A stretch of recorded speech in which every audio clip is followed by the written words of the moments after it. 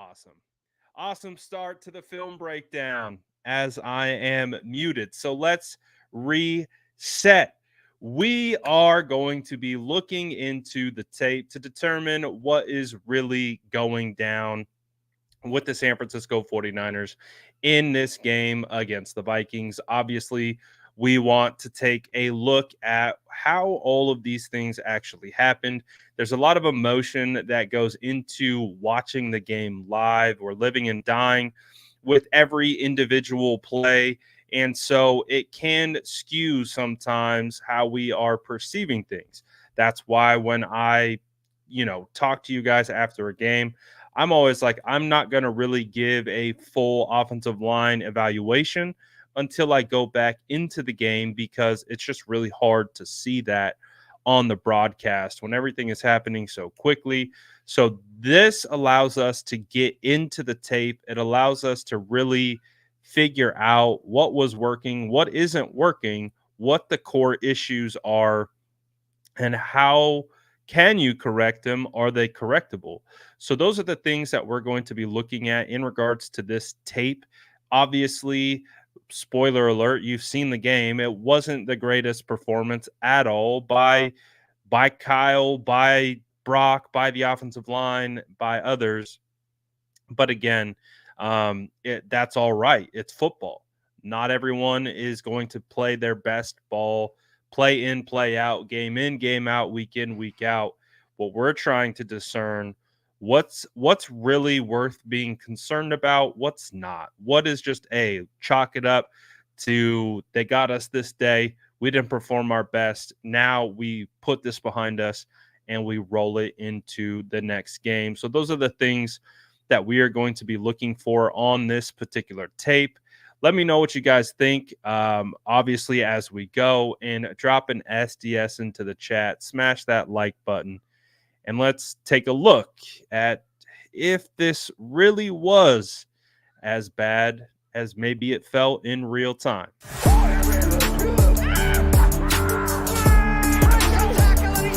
Smash that like button if you haven't already. Love to see it.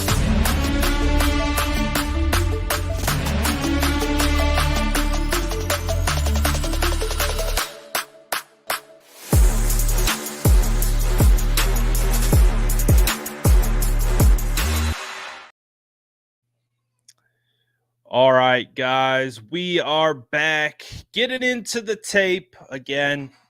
Spoiler alert. It's not going to be the best tape that we've ever watched, but I do think there is enough to learn from it. So let's get into it all and let's break it down. Like, for example, I think right off the bat, the first play that we're going to show, you are going to be able to see how the 49ers, Brock Purdy, can improve upon this. Obviously, you can see that Brock is forcing this ball to Deebo Samuel. As a result of forcing it, it almost creates an interception, a negative play. You can see, boom, you got to give credit to that linebacker who was all over the place. He made a really good effort to come across the field and break this pass up. But let's talk about where I think we can maybe find some improvements here. And the very easy, very simple things. And again, Kyle Shanahan, Brock Purdy are going to know much better than I do. But as you can see, everyone's pretty much covered up for the most part. You're going to see George Kittle actually break free down at the bottom of your screen. Now, the problem with this is he is kind of locked into this side of the field. So typically they'll cut the field in half. He's focusing on the left side where you got a bunch formation out of trips. And so you're going to see the routes develop. Honestly, that's not open right there with Deebo. And then on top of that, you have this linebacker King. And I think what I would love to see in future situations, and now, again, keep in mind, if we look at the pocket is getting real muddy around Brock, so he has to make a decision. Would love to see a little flip to Jordan Mason, right? That's it. Is this the worst thing in the world? No, you can see like he's getting his feet grabbed before he's even able to step. He can't really step into the throw. He's got Banks in his lap. So the margin of error for decision here is really slim. Um, there's no initial anyone open. So he's kind of just got to get rid of this ball. But what I want to see, and you'll see it kind of pop up a couple times on tape, is there are opportunities for dump offs. I don't know if not having Christian McCaffrey changes that, but would love to see just a quick little flip. Even if he was to turn his head and just straight up almost shot put that ball to Jordan Mason, we know he could complete that. So I think one of the things that we saw with Brock on tape was it just wasn't a typical Brock day. You know, he did have some good throws. We're going to highlight the good throws. We're not going to just watch all bad. There was good to take away, but it just wasn't a typical Brock day in the office. However, I will say that when the game was on the line, as it continued to, get into that comeback mode area, you could tell something kind of lit up inside of Brock. He started to play with that kind of competitive edge that we're really used to. And so to me, that is a big time positive for how we are going to evaluate this game and how we're going to move forward beyond this. Obviously, you're going to see they were able, again, it wasn't all bad. They were able to get things going. This particular play to Jordan Mason, you can see it's great protection up front.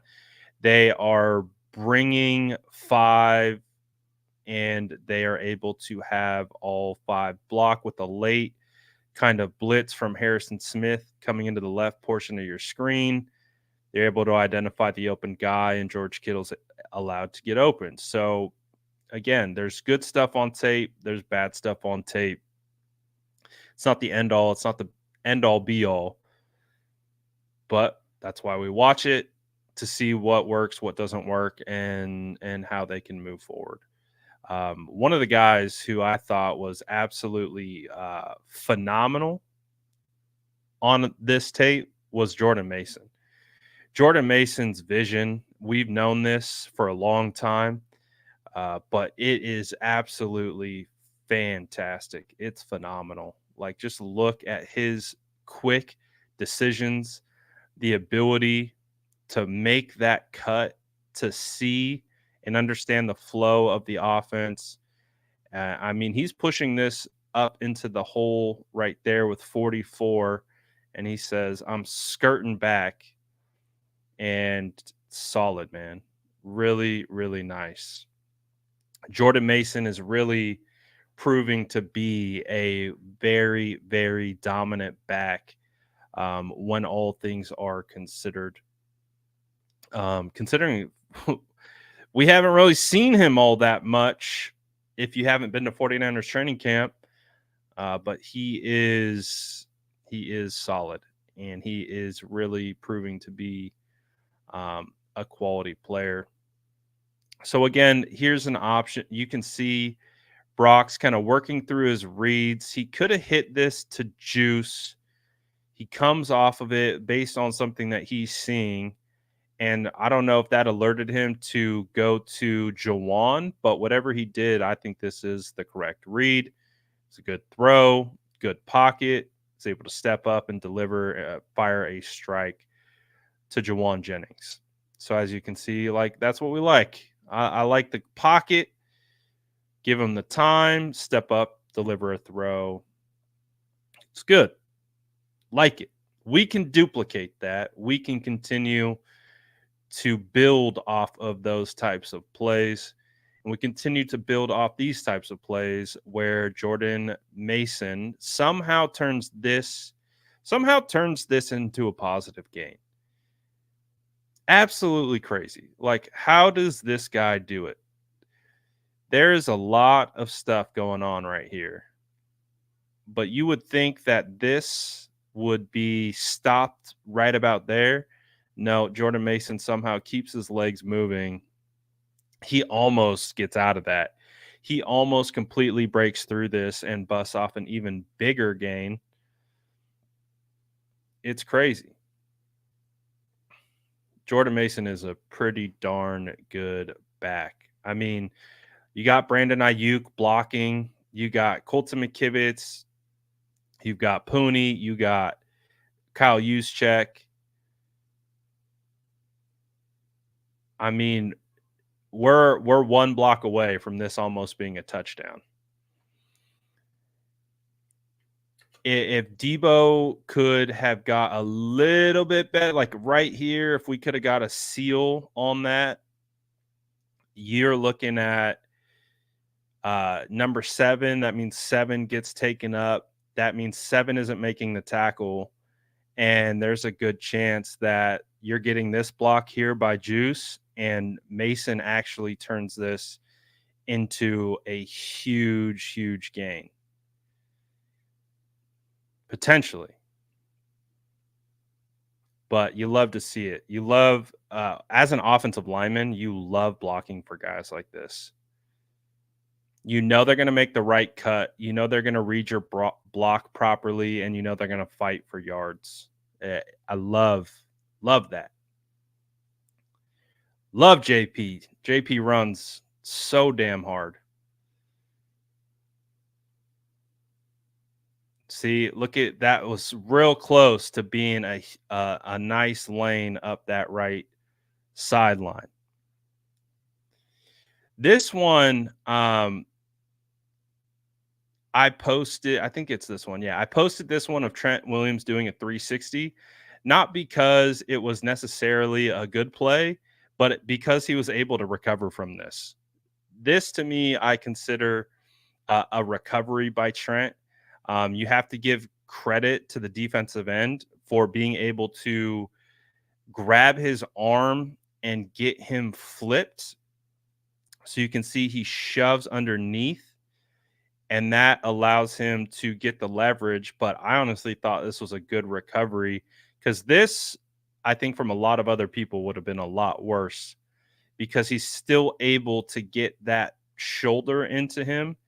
And because he's able to get this shoulder, I think that saves a strip sack. Was almost really bad.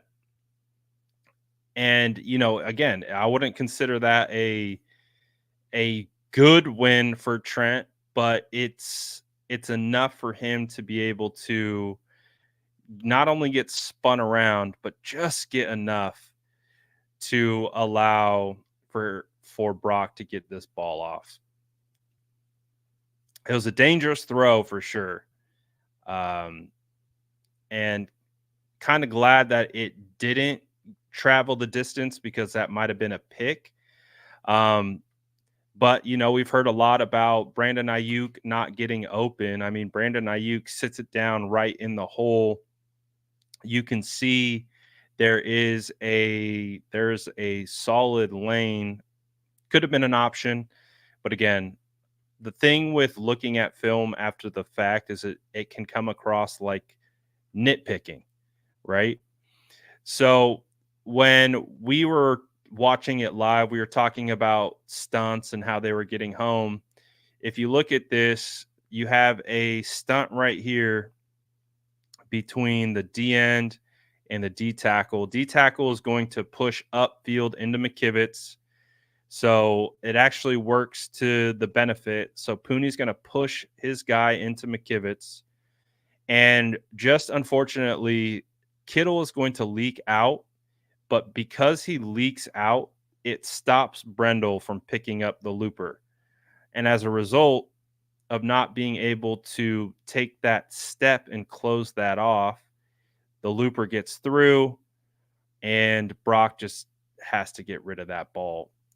But obviously from this angle, it looks like he looks at Ayuk. I don't know. Would love to know what the thought process was, because this feels like he could have flipped it with this defender on Bell and Ayuk sitting down in the hole. Again, just nitpicking while I am not getting rushed by multiple 300-pound defensive linemen. It's easy for me to say, okay, could we have went to Ayuk here? Potentially. But we Brian says Ayuk and Purdy need to go grab a beer together and hash things out. Things were said this offseason. Yeah, I don't know if things were said between those. Oh, I guess we did have that one thing on the podcast, but still, he still didn't talk bad about Brock or anything like that. So when I'm looking at this stuff, and again, it's not perfect, I'm looking at a situation where they just need to get more reps. They need to get more of this going. They need to be able to build that rapport and get after it. I mean, like this, like there were some tight window throws that Purdy made. And, part of this too is trying to get a sense of what you can and can't do. That's a tight window throw, and he puts it right on the money to George Kittle. Good job by Kyle Juszczyk to pick up the linebacker. Again, they are showing all kinds of exotics by dropping both edges out, bringing two linebackers into the A gaps. Purdy's still able to deliver a good throw. We get a signature Trent Williams backside move over here where he's ragdolling NFL players, as you can see right here.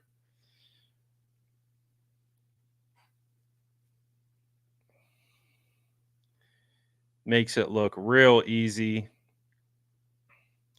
Got like a split zone concept, and JP does a phenomenal job of finding the cutback lane and getting additional yards. So Jordan Mason looking pretty solid. So I've talked about it. I don't think this was Brock's best game. I think this was one that he probably liked to have back after, watching the tape. Oh, this was the Isaac Guerendo run. I've seen a lot of people freaking out about this. To me, I think it's explainable because you can see the cutback. What I think Isaac Guerendo is reading here is he's reading this block. He's reading that leverage, and he sees this defender controlling this gap. And I think, that's where you want this to go. But what I think he's doing is he's reading this leverage, which the defense is in control, and he cuts back. Ideally, though, I still think Isaac could skirt this guy. So I'd actually want him to see him kind of flatten to the left and then cut inside into this hole. It's easier said than done. But a lot of people were getting on Isaac for this rep. I do believe he was keying this block. If Brendel had his head across and was in more control of this defensive end, I'm assuming he would continue to push to the left. But I think he saw this as being a cutback, and it just didn't work. So go easy. Go easy on the Rook. That was his first career carry. I saw a lot of people getting on him. I was like, damn. This is his first carry. We're going crazy after that. This play right here, I thought there was an opportunity for Brock to hit Eric Saubert. You can see I'm circling him over here. So my read on this particular play is this is a dummy screen to Debo. So they're making it look as if it's a screen, but you can tell by the way Salbert releases that this isn't indeed a screen. And I felt like if Purdy could have reset his feet, stayed in the pocket, and just looked over here, he had all this room to throw. You could have just threw it to the boundary, let Eric Salbert run under it, and you could potentially have a big play there. So I think this play to me kind of showcases how uh maybe Brock wasn't like feeling it this game. Maybe he wasn't really trusting his eyes all that much. Um, because I do feel like um, he could have stayed a little bit tougher in the pocket and maybe found someone open. So my read on why he doesn't go to Kittle or Ayuk here is because if you look at his head, I believe he's trying to pull the safety over to Ayuk. So he's trying to vacate this area to the left by pulling the safety down onto Ayuk because you can tell he's not really interested in throwing to Ayuk. He's trying to go backside to Kittle, but he also recognizes right here that that is a really small window. So I believe that's why he bails and unfortunately turns into a sack, but would have loved to see him do the same operation, but regather, reset, and then look for, I would assume this is part of the design. Would have loved to see him take that shot towards Salbert or even just go to Debo if it's not there. Even though, that would have been still a tough play behind the line of scrimmage. Um, I think this play kind of uh, shows like, okay, Brock maybe not feeling comfortable once the play breaks down because I felt like there was an opportunity for him to actually turn that into a big play. But unfortunately it ended in a sack. It's not the end of the world.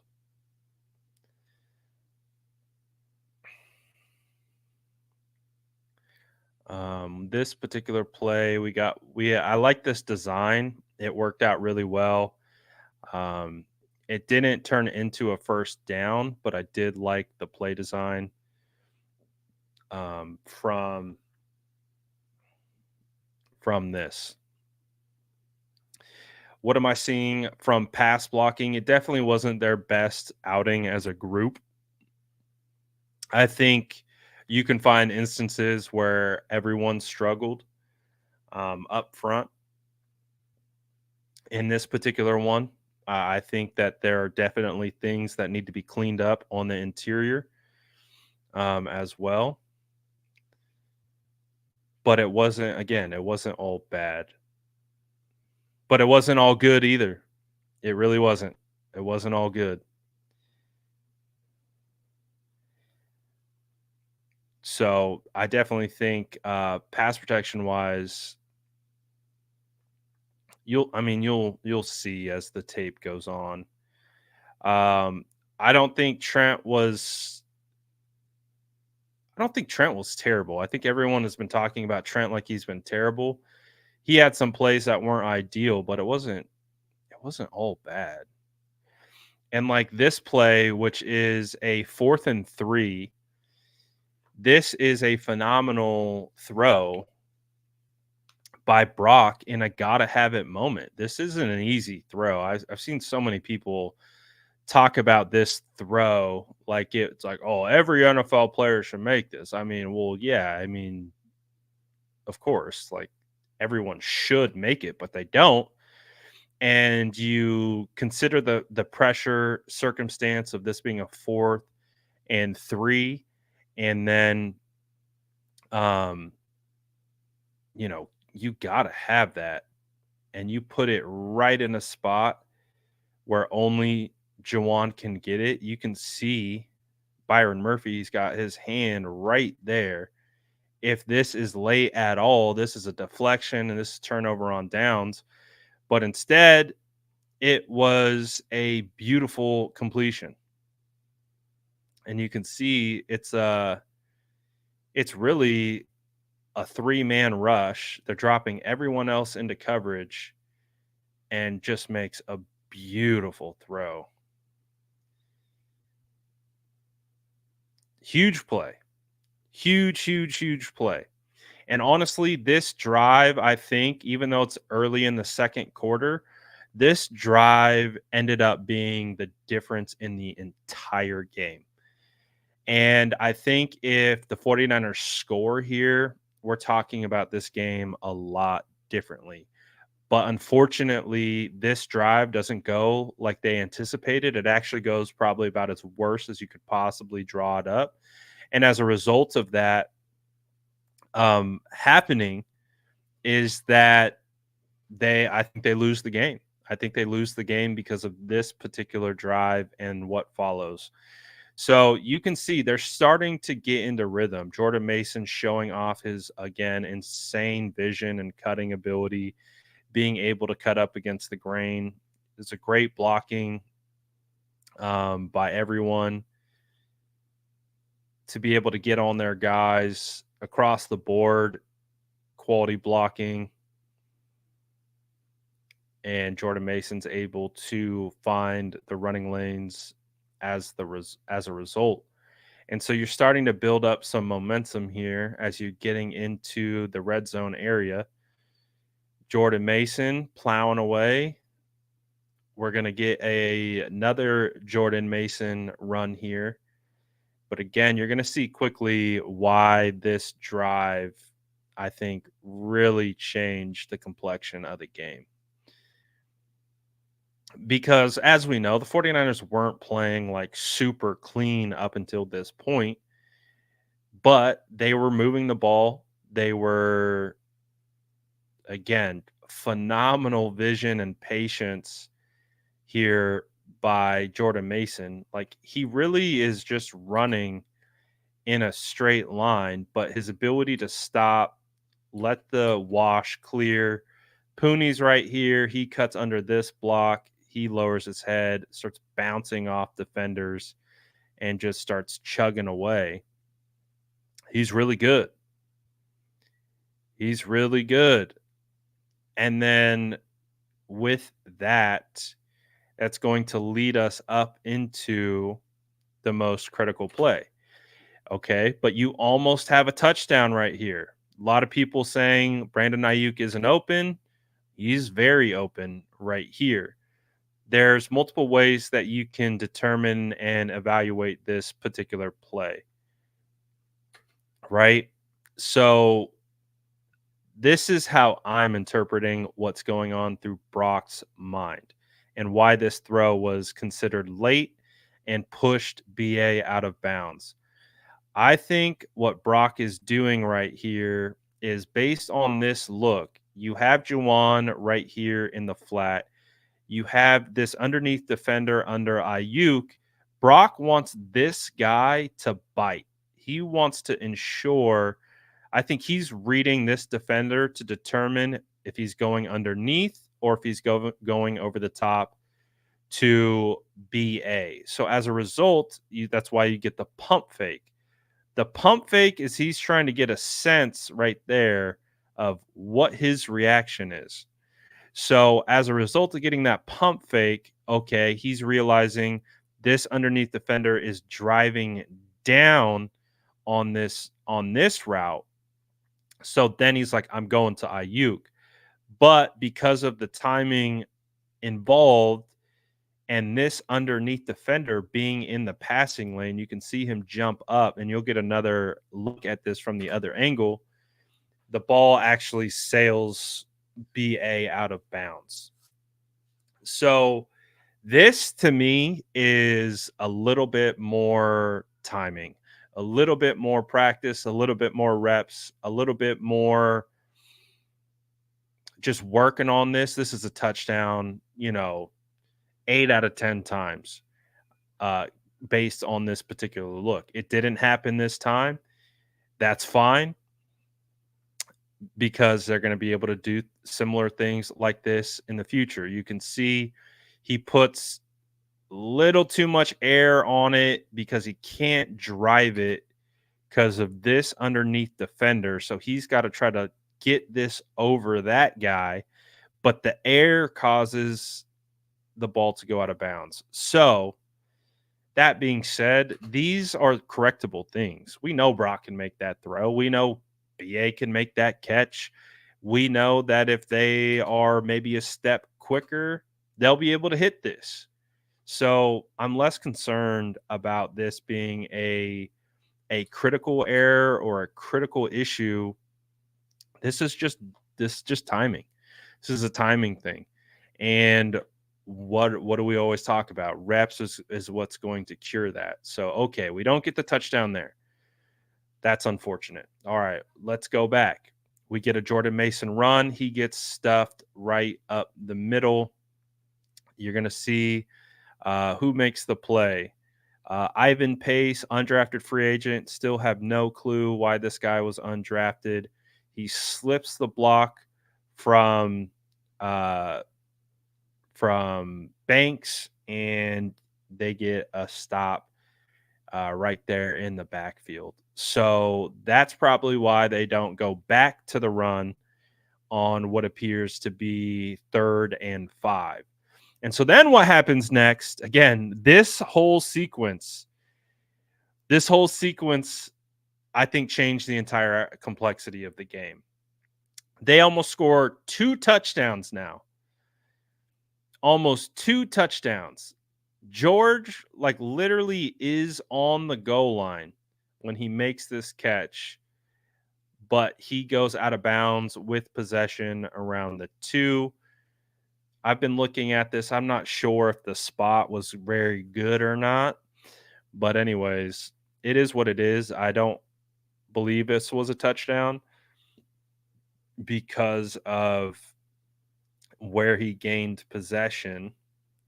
But okay. All right. It was close. We didn't get a touchdown here.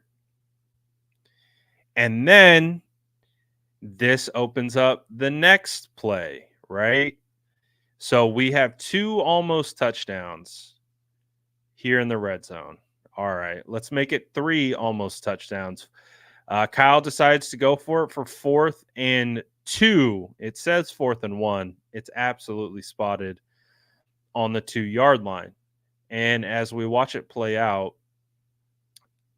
this would have been a touchdown if it didn't get blocked. And you can see they bring a lot of pressure. They bring let's see, it's 1, 2, 3, 4, 5, 6. It's 5 on 6 right here.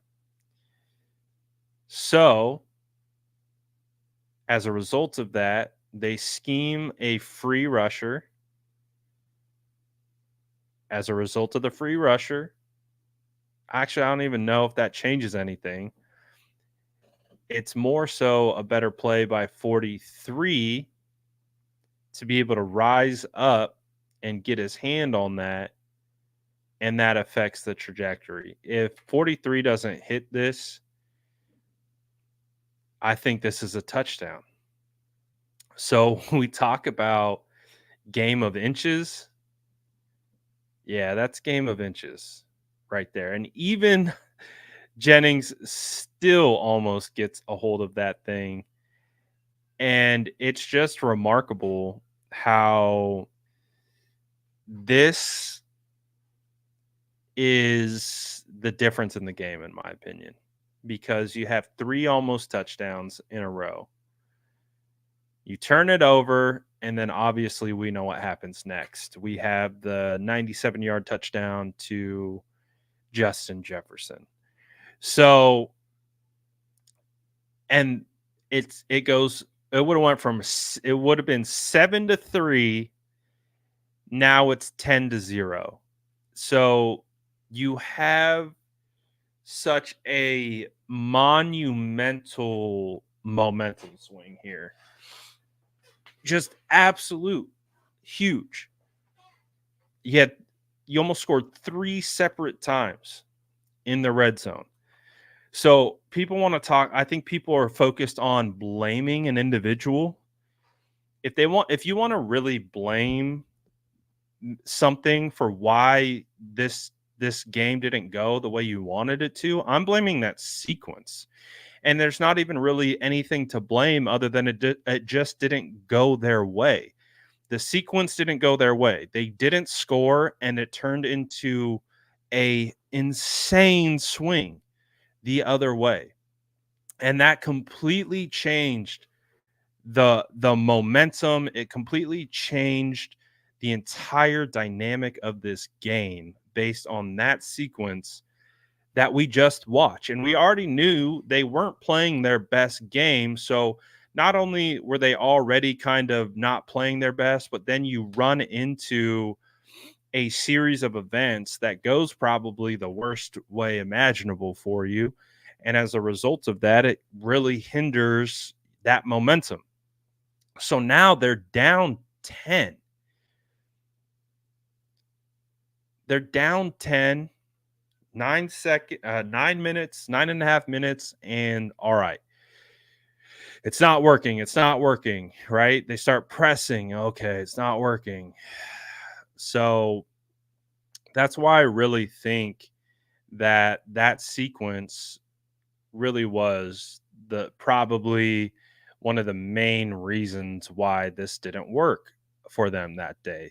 You were still getting great throws like this over the middle to Deebo Samuel. Deebo Samuel had a hell of a game making catches like this over the middle. Super awesome catch. You had a clean enough pocket, giving Brock Purdy time to find Deebo. Deebo goes up, makes a huge, huge catch. Here's another view from it. You get a sense of the protection, right? Rush 4, pretty good protection. Able to put it on. Well, people wanting Ayuk open. Ayuk is open here. If Brock is looking here and he throws the ball towards this part of the 50 where my screen is covering, that's probably a walk-in touchdown.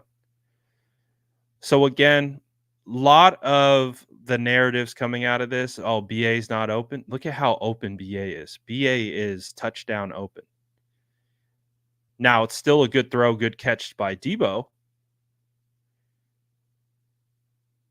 But you had some kind of miscommunication right here. You got 2 DBs, eyes in the backfield, no one over the top.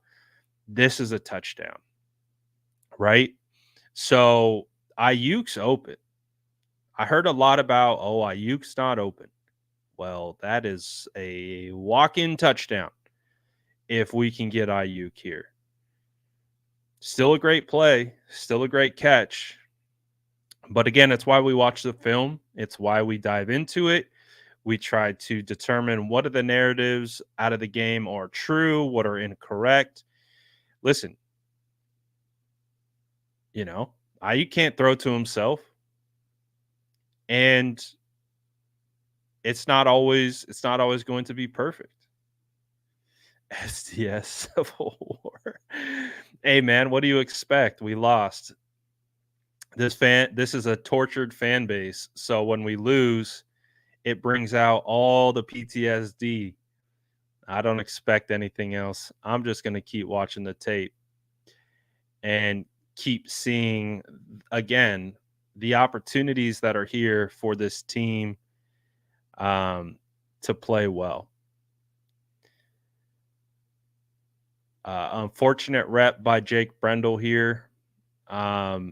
Brendel isn't having a great start to his season. I know he was hurt in training camp and things like that. But it'll be interesting to see how he continues to progress. He's definitely struggled early um, throughout the first 2 weeks of the season. I would imagine that if Feliciano comes back after week 4, he will get serious consideration to start. I hope Brendel can pick it up. I hope he can kind of turn it around, but he has struggled. Where I'd say Brendel has done well is he's done well in getting to backer on zone plays, but outside of that, I would say Brendel has really struggled um, early on in the season. We got another Jordan Mason phenomenal run. We got our, at least from what I've seen, our first really good block from Brandon Ayuk as well. But again, Jordan Mason is a dynamic runner of the football.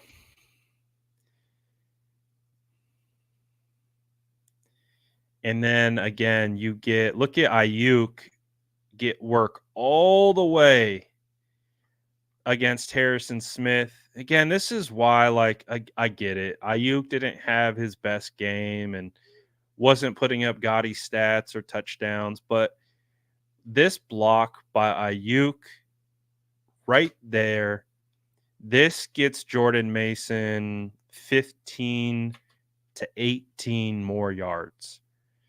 That effort right here. Because most wide receivers right here will say, like, oh, I'm not getting to him. Like, I'm not gonna get there.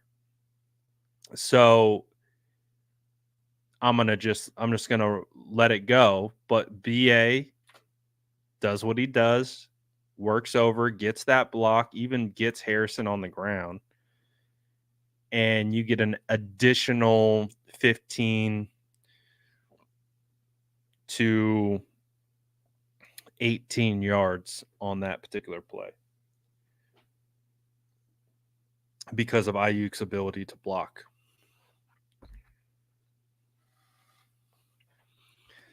Now, I will say people have been commenting on BA's kind of body language. Yeah, I would say I don't think we're seeing. I think BA's definitely trying to get back. If there's anything that we've learned from these contract negotiations, is it absolutely zaps these guys mentally. So I love this rep by BA. Again, we were talking about Brendel. He's still doing a decent job getting to backer, which he does there.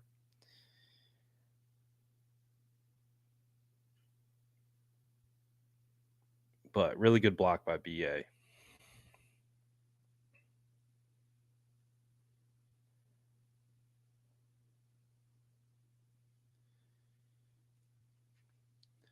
So with B, we just want to see that intensity back. That's really what I'm looking for from him. I really don't think he's that far away. I would imagine, like, we'll see BA in his natural form probably week 4, week 5.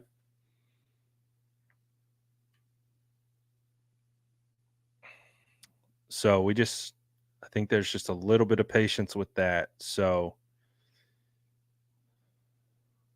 we're close. We're close. But yeah, I think people are they're wanting to see the actual numbers, and we just don't have it yet. But I think he's close. I think he's really close.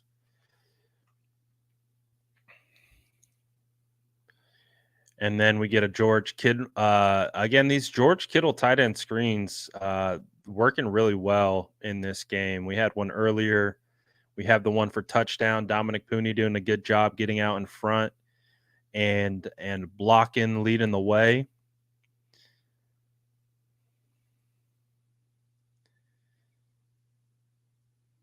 So the tight end screen definitely was having some success for sure.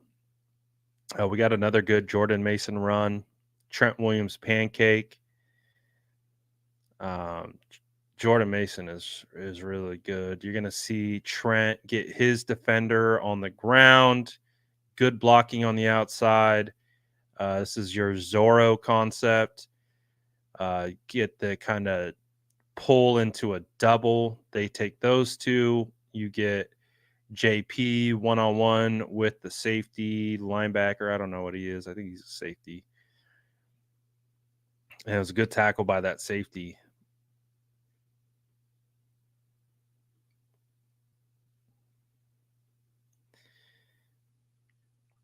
This one I have in my notes. Brock comes off BA, goes to Juice. So when we look at this development, this is actually something that they hit quite often, where you got both of these two guys on one side. They have like this crossing pattern, but it opens up BA quite a bit. And you can see Brock comes off of it. And I would be curious to know why he came off of that, because we've seen Brock hit these types of deep crossers to Ayuk with relative consistency. So I'm not sure if Cashman blitzing, Jordan Mason picking him up, because you see he's looking that way, but he comes off of it. He's obviously able to turn it into a positive play. I was just wondering, I would love to know, because you can see BA coming like up here in the corner. You can see how open he was going to be. You had this whole lane and BA running open over the middle. So that to me is uncharacteristic of Brock. When we talk about Brock and how he performed in this game and that, and the other thing, this to me is an uncharacteristic play. To me, he had the protection, he had the timing, and he bailed. To me, that isn't this isn't what we like. Obviously we break down the offense every week. I want to say this is normal. I would say this is against the grain of what Brock typically does. Because if Brock stays in the pocket, maybe takes he stays in the pocket. He throws this pass and he aims for like right outside the hash marks. He's hitting Ayuk in stride for a big gain. So I would, again, there's a lot of plays I don't have the answers for, but I do understand like the tendencies and what they have that's worked in the past, and this is something that they had hit on quite a bit. And so I don't know if he felt pressure, if he felt like that linebacker was going to hit him or whatnot, but he definitely bailed on what I thought was a pretty open Ayuk. So again, would love to be a fly on the wall, kind of hear what he was seeing, hear what he was feeling, understanding the thought process to why he didn't throw that, because we've seen Brock make that throw so many times. So again, I look at plays like that where I'm like, okay, it does feel like Brock was kind of pressing a little bit in this game, which we see all the time from every quarterback. I think we get caught in this vortex of expecting Brock to be a perfect quarterback or something, but it's like he is a human and he is going to see and not see things. He's going to feel and maybe feel things that he shouldn't have. And yeah, we gotta take with the good with the bad and the bad with the good. But again, that's why I was talking about this definitely wasn't Brock's best game. Um, but as the game continued to progress, he started to kind of get this fire in him. Um, this was a really nice pass protection rep by Jordan Mason. He was able to get the linebacker on the ground. If you see right here, good rep by him.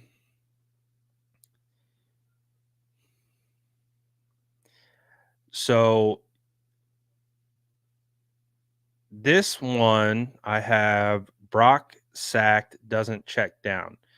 So again, this to me feels uncharacteristic of Brock. These are the questions that I have. I don't have the answers. I have questions. To me, I've seen Brock dump this off so many times, right? You even have the natural dump off here with Kyle Juszczyk, and he even flips his head around and is expecting it. So the only thing that I can think of right here is he is locked in on something happening down the field, and he isn't expecting this looper from 43. And I feel like it flashes in front of his face, and he kind of it surprises him. And so he kind of just takes the sack. Typically, I'm so used to Brock being so quick with if he feels or senses pressure, you just you just dump that off, right? You dump it off. And even like we talked about on that other concept where we talked about the deep kind of crossing route to Ayuk that he hits pretty regularly, he still doesn't take it here. Now, you do have this defender playing underneath, so maybe that kind of spooked him from throwing this throw, which I could understand because you have one in a four-man box. So he would have to really thread that into the perfect area. Maybe he didn't feel comfortable, which I'm fine with. I got no issues with that. I was just surprised to see him not dump it off to Juice because it feels like that would normally be something where he would be like, and he would just dump it, right? So, like, again, it looks like he wants Ayuk. He comes off of it, but then I feel like this looper, he wasn't anticipating it because obviously, if you're looking this way, you're not looking at that rush. So when it flashes, I think it catches him off guard. So again, that really could be as simple as that is he just didn't see the looper, caught him off guard, and didn't feel confident in getting that dumped off. So again, these are things that are all correctable. They're all correctable. Nothing about anything that we're seeing should be like, oh no, it's time to panic. No, it's week 2, and there are some things to work on. That's really it. Because as you continue to see, we're going to go right into an interception.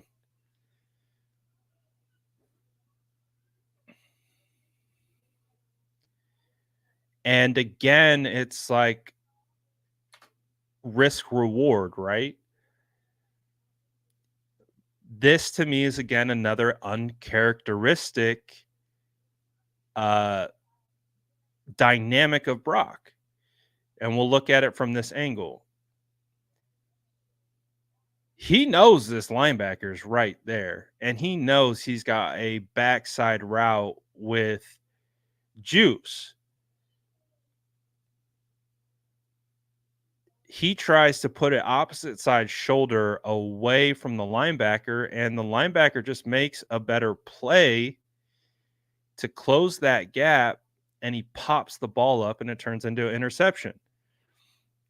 Again, when you have like Debo out here in the flat, I would actually expect Brock to kind of go to the check down, right? Like if he typically goes here, and I think this is a throw he makes more often than not, but if he wasn't comfortable with it, hit the check down to Debo and get Debo the ball out in space. So these are really small things, right? Like it's it's really not that egregious. It's just like, I mean, the ball placement isn't bad. It's just a better play by the linebacker. It's a better play by the defense. He tries to fit it in, doesn't work. All right. Maybe that's something that we look at another time around. So these things to me, I'm not looking at them as panic time. Brock's regressing, this, that, and the other thing, because we actually get into a slump right here. He's going to take a sack, right? I can at least understand why he doesn't throw this is because you get Salbert trip. So he trips on 43's foot. He hits the turf, and that messed it. I think that might have messed up what Brock was seeing. But unfortunately, when they scheme up a free rusher, the free rusher becomes Brock's responsibility. And so he didn't like whatever was happening here, and so takes the sack. So these are all correctable things. Like, okay, your guy tripped, right? Let's take a look at his angle. Or I'm almost curious.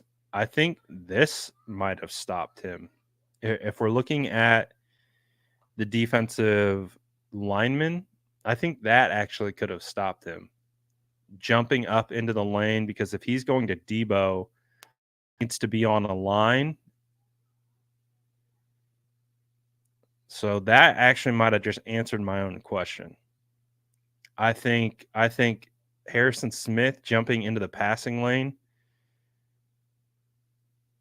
actually stopped Brock from throwing that to Debo Samuel as I continue to watch it. So again, I don't have all the answers. I have things that I'm seeing, things that I am cross-referencing from what I've seen in the past, and we just have questions. So this one, finally able to connect with Brandon Ayuk.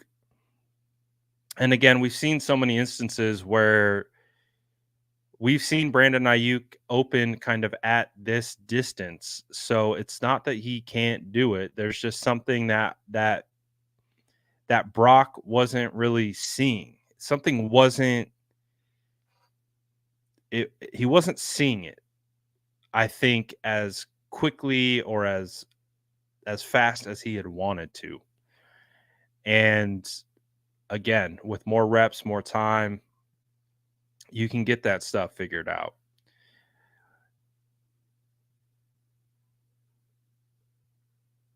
So again, we're kind of in this patch. Like this area of the game was the worst part of the game. You were having sacks, missed throws, interceptions, and again, this score looks different if the 49ers had scored prior, and then you don't have the Justin Jefferson play on the scoreboard either. So this game would look a lot more even at this point in time if you didn't have that negative sequence where you You miss on fourth, and then it turns into a huge touchdown. So again, all these things are compounding. That's where we feel like we are at this point of the tape, is it just feels like everything has compounded on top of itself. You had the missed opportunities, then you're making mistakes, and it again, like it's a snowball, like it's a snowball effect that I think these guys are feeling, but there is a positive coming because again, it's not great, right? It's really not. I can't. I would say this is one of the, you know, is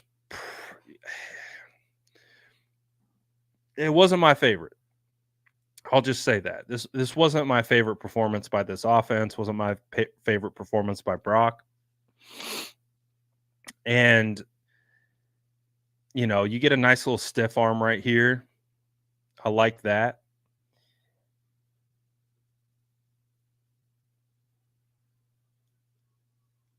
Okay, so making a little action, but unfortunately, as they're trying to get back on track, cut this to a one-score game.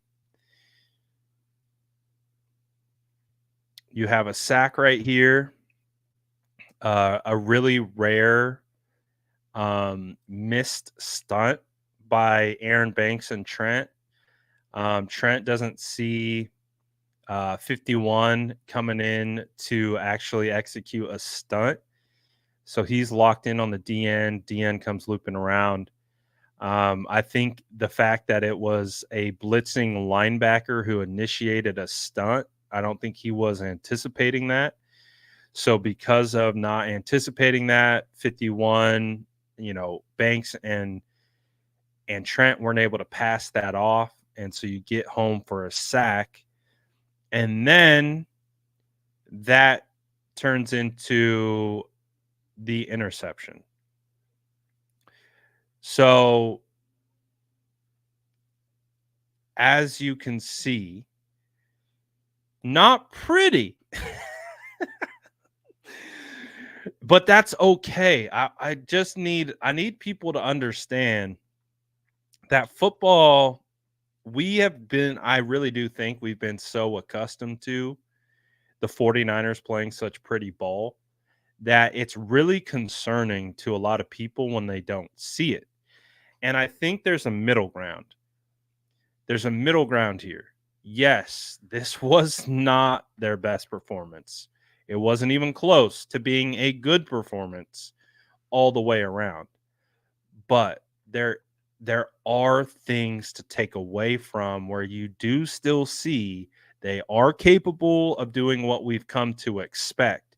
Every dog has his day, and apparently this was that day. And so what you're looking for from this offense is to not repeat these similar things as they continue to move forward. And then, if I'm not mistaken, I believe this is the start of a very, very long drive that allows them to get back into the game. And then you have Brock start cooking a little bit.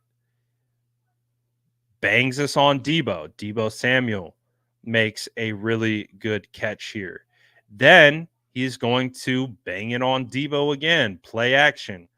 Puts it right on Debo. Okay. Starting to get into a little bit of a rhythm. Then we're going to get, we got some Conley action. There we go. Conley getting involved. And then we're going to get Brock to Ayuk right here. There we go. First down.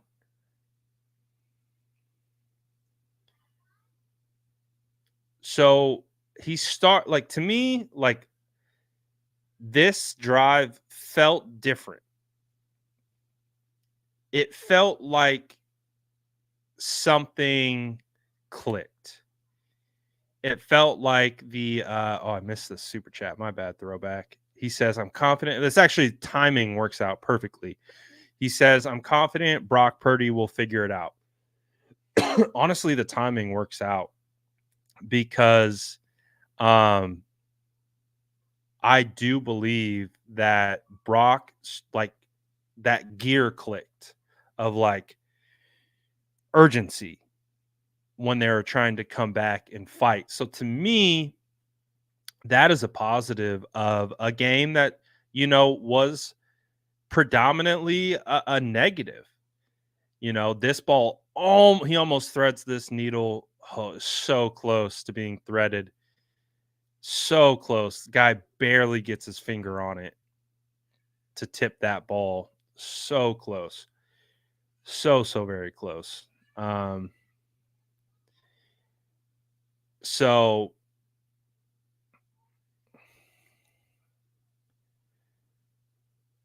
all right, doesn't hit. How do we respond? Okay, we get it to Kittle. Perfect. Brock's still dealing. Still letting it rip. How do we respond? Now, this one was almost an interception, but I kind of see what he was thinking. I think he was expecting this DB to drive down more on this throw, kind of like similarly to the Brandon Ayuk touchdown. I think he was expecting him to drive on Jawan, so he let it rip, thinking that. See, look at Kittle. I think Kittle even reads. If you look at Kittle's speed, look at Kittle recognize the relation of this DB and then slow down. Watch. And then speed up. So Kittle is reading this like, I'm covered. I'm bracketed. I'm doubled. I don't think he's going to throw this. And then he's like, oh, snap, he's throwing it. So I think that kind of messed up the timing on the route. I think based on reading it how Kittle reads it, and I read it very similar, is that he probably should have went down to Jawan. I don't mind him taking the shot, though. I really don't. I don't mind him taking the shot. I don't think it's the read you want him to take, but I also don't mind. I don't mind it either.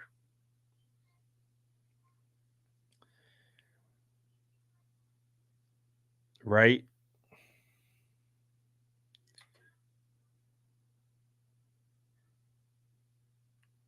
So hey, again, you can learn from these things. These are all learn.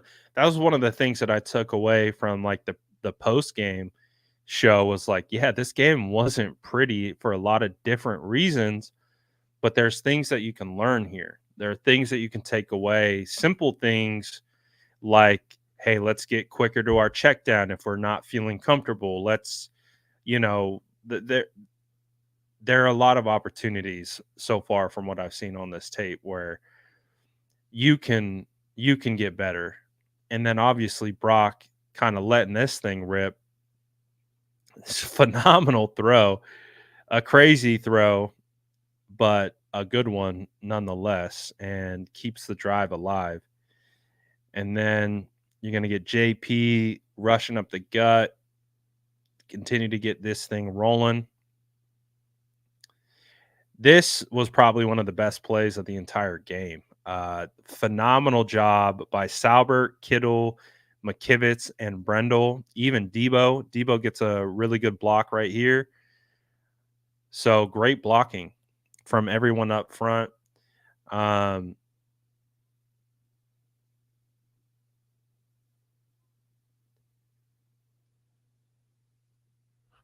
great blocking. Again, man, it's not all bad. Wasn't all great, but it's not all bad.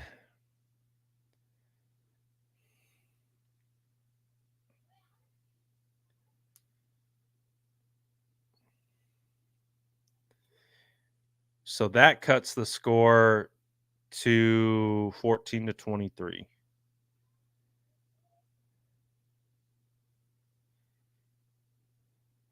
And Brock is still dealing, still slinging, right? You got a rusher, he sidesteps the rusher. Like this is kind of what I was talking about earlier, what I wasn't seeing, what I wanted to see. Take what's given, right? Take the underneath. All right, it's not there, you feel the pressure, find your check down. Those were the things that I feel like maybe Purdy was putting too much pressure on himself early on in the game to make the big play rather than just taking what's given. And so as even though the game is, obviously where it was, um I think he started to kind of settle in a little bit more when it was time to like put up or shut up. And to me, like again, this throw right here, fire. What a throw. What a throw. I mean, you're talking about Brock not this is probably one of, my least favorite games from Brock, and even so, he's still firing. That's again one of the things that I love most about Brock is he can have a poor game, but he's still firing. And look at the way the ball comes out. It comes out so clean on an absolute rope. And this is a guy who has every reason to hang his head up until this point, you know, but he's not. And that's what really builds the faith for me in him is that I played football long enough at the collegiate level to understand some of the best players are going to have bad days. Like it happens. It's it's why we play the game. But what you want to see is when things aren't going well for you, how do you respond? And that's what I love is Brock. Things aren't going well for Brock in this game, and he's still firing. He's still firing. He's still trying to find opportunities to get this thing done. Obviously, they fell short of that ultimate goal, but they were still trying, man. And when you have a guy like that behind center who might have had like this throw right here is a phenomenal throw. Like you talk about a seed, dude. Look at how much power he puts on this thing. That is a fastball. And so these are the things that I love to see. Yes, this wasn't a good game by Brock, but even though already had a bad game, he's still delivering seeds. This is an absolute dart. He's trying. He's not giving up. Like, look at that. The margin of error here, razor thin. Razor thin, and he still gets it in there. So for me, obviously, we know this one to me was actually just better preparation by the defender. 43 knew this was happening. He knew this was coming. So if you watch 43, he sees right there. Okay, Debo's going out in motion. You can see he doesn't take a pass rush angle. 43 actually widens and then deflects that pass, almost intercepts it. And then, so to me, this is better preparation by 43. He knew it was coming. He obstructed the passing lane and makes a play as a result. So it's just better preparation by him.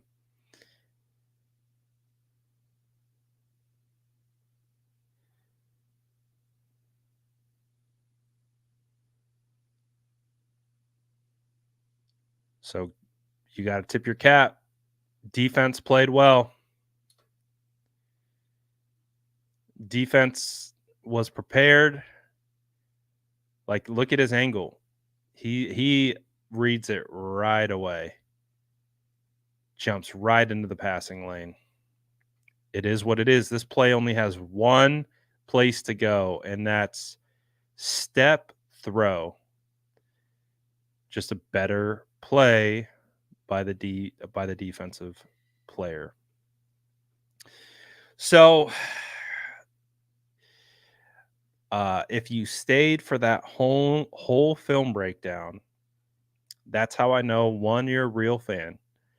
I know a lot of people kind of we know what it is. I've been doing this long enough to understand when the 49ers lose and they lose in that type of fashion, it especially early on in the season, there's a little bit of hesitation, there's a little bit of worry and all of those things.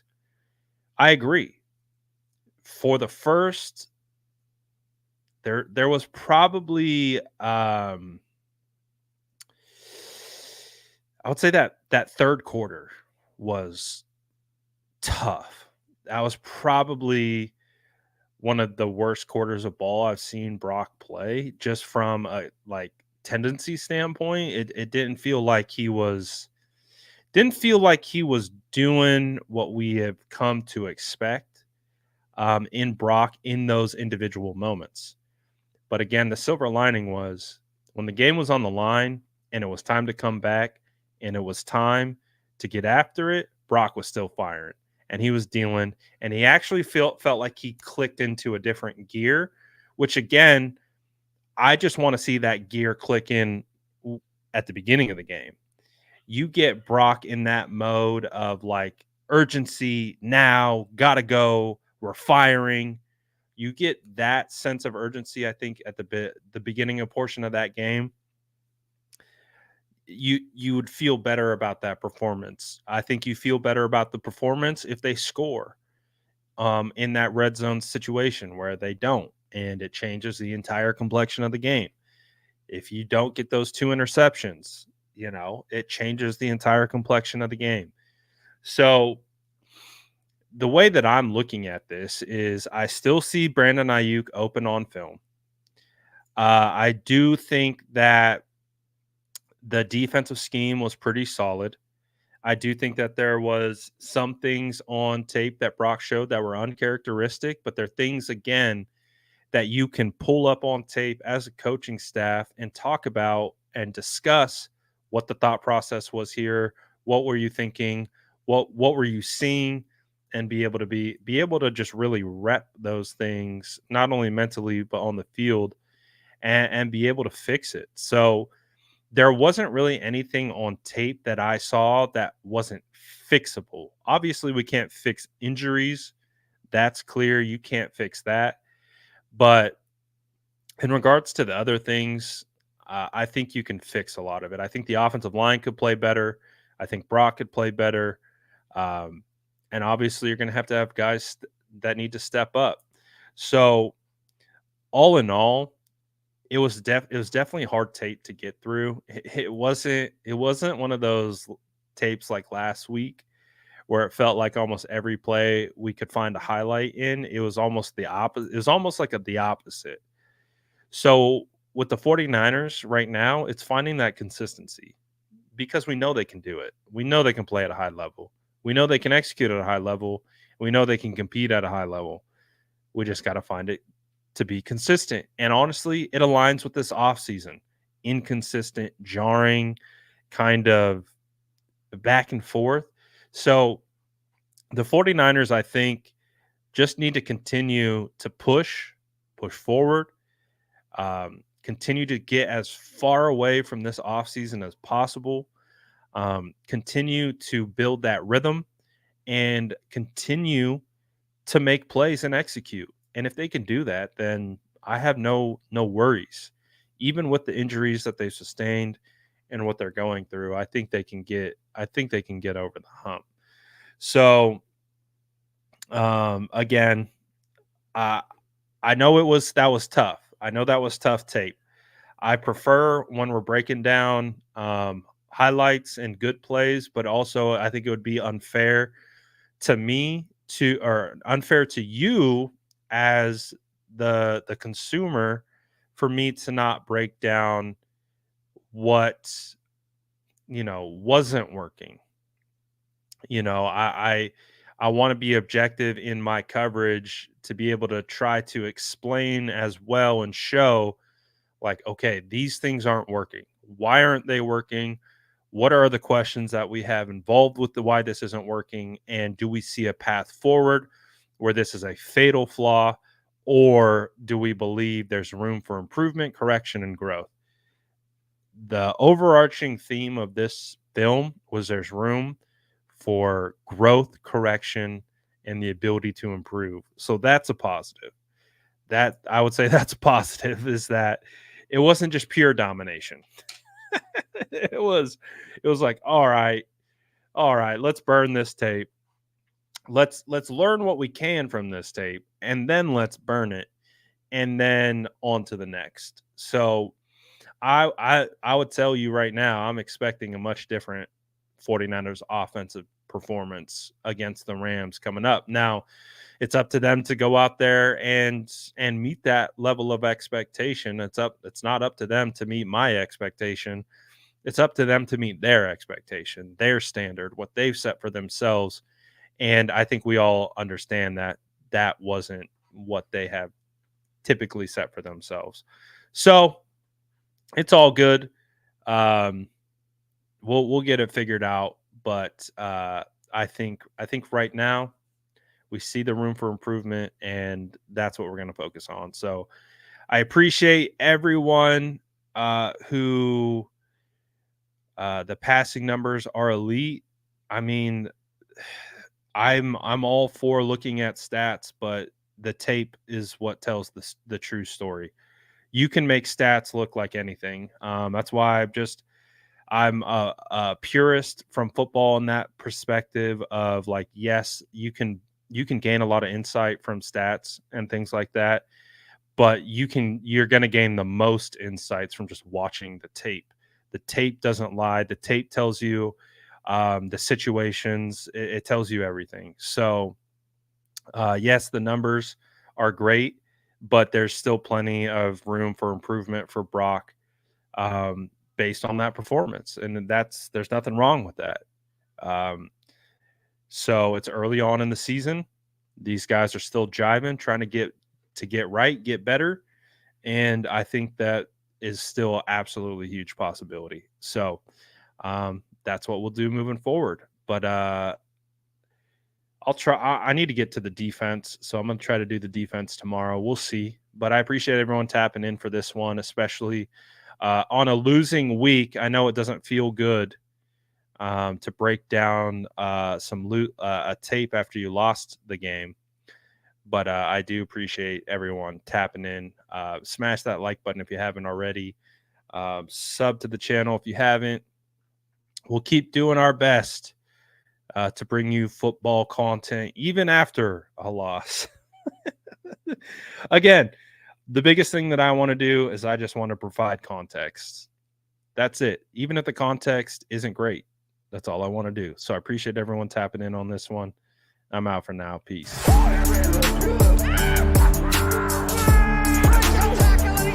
Smash that like button if you haven't already. Love to see it.